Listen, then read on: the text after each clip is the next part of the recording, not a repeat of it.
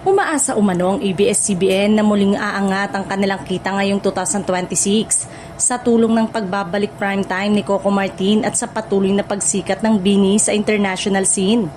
Kumakalat kamakailan ang ulat na nagsasabing ABS-CBN turns to Coco Martin, BINI, and cost cuts for rebound after Q1 loss, na lalong nagpasigla sa usap-usapan ng mga taga-suporta ng Kapamilya Network. Ayon sa mga ulat, puspusan na umano ang taping ni Coco at Julia Montes para sa kanilang inaabangang seryeng Sigabo sa ilalim ng CCM Production. Halos araw-araw umanong nasa set ang dalawa upang makapag-ipo ng maraming episode bago ito opisyal na umere ngayong Hunyo.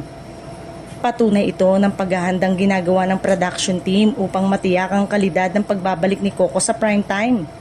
Marami rin ang naniniwalang si Coco pa rin ang isa sa pinakamalakas na alas ng ABS-CBN pagdating sa telebisyon.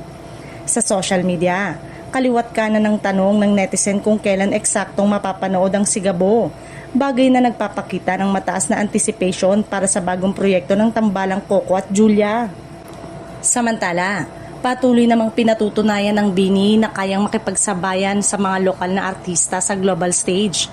Matapos ang kanilang high-profile performance sa Coachella nitong Abril, mas lalo pang lumalawak ang kanilang international reach. Para sa marami, isa itong malinaw na patunay na kahit wala ng prangkisa ang ABS-CBN, nananatili itong powerhouse pagdating sa paghubog ng world-class talent. Ipinagmamalaki rin ng ilang netizen na hindi na lamang tradisyonal na network ang ABS-CBN ngayon kundi isa ng ganap na content company na nagpapalabas ng mga programa sa iba't ibang digital at global platform.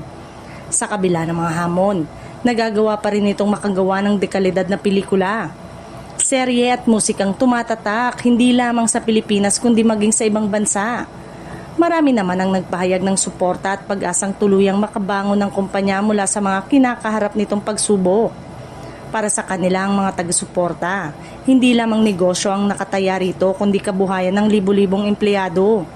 Oportunidad para sa mga talento at patuloy na pagbibigay ng makabuluhang entertainment sa publiko. Sa pagbabalik ni Coco Martin at sa patuloy na pag-angat ng BINI, marami ang naniniwalang muling sisigla ang Kapamilya Network.